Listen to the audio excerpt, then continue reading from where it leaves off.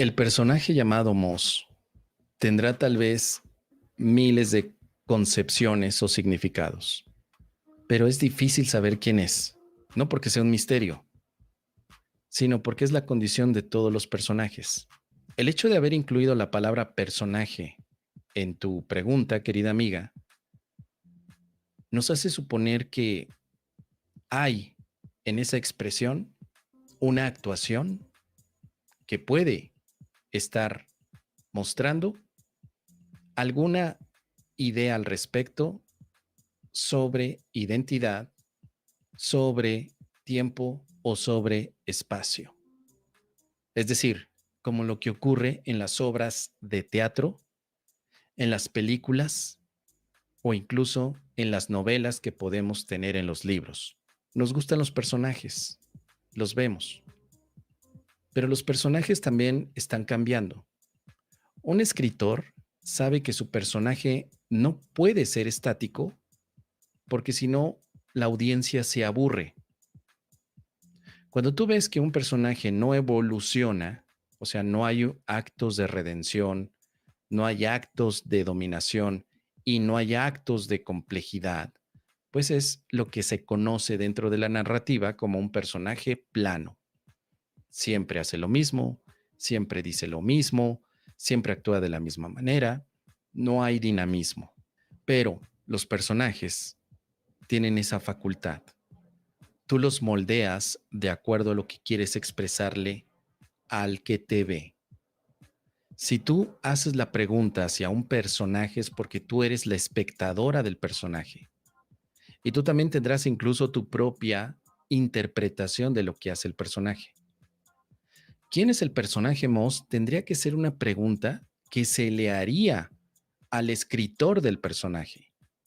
¿Quién escribió al personaje Moss para que me pueda decir quién es el personaje Moss?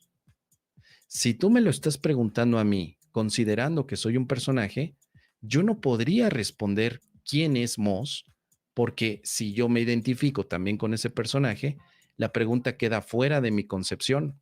Yo no podría decirlo. Yo tendría que decir esto, querida amiga. Pregúntalo al que inventó al personaje Moss, porque ese inventor seguramente tendrá los elementos para decir, ese personaje Moss tiene estas características. Y se viene la nueva temporada para el personaje Moss, donde tendrá la posibilidad de cambiar esas características y ser mejor, peor, más grande, más bajo, más atractivo o menos atractivo. Tú le puedes preguntar a un personaje de una película quién es él, te lo va a contestar de acuerdo a lo que fue escrito o planeado. Pero siempre la pregunta la tenemos que hacer hacia el origen. El origen. ¿Quién escribió al personaje? ¿Quién es el escritor? ¿Quién es el guionista? ¿Quién es el creador de ese personaje? Tenemos, por ejemplo, personajes como los Simpson. ¿Quién es Homero Simpson? ¿Quién es el personaje Homero Simpson? O Homer Simpson. ¿Quién es?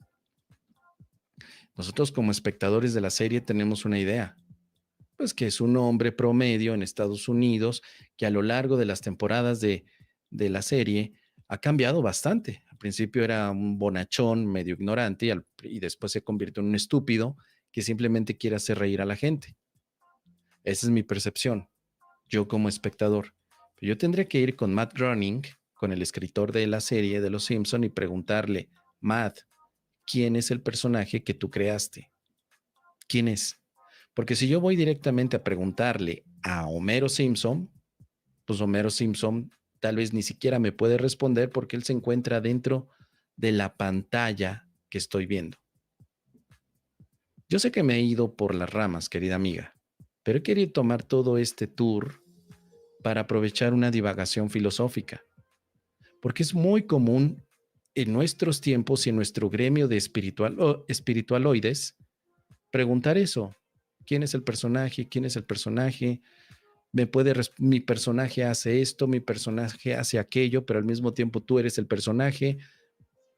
¿No será mejor preguntarnos cuál es el guión de ese personaje? No a mí mismo, sino al escritor del personaje. O por otro lado, abandonar esa pregunta. Es decir, pues, tal vez ni tiene sentido ver a las cosas o a las demás personas como personajes, sino simplemente como oportunidades para tener algún tipo de experiencia de unión y ver más allá de ese personaje. Así que es lo que te puedo compartir, querida Marcela. Déjame tus comentarios.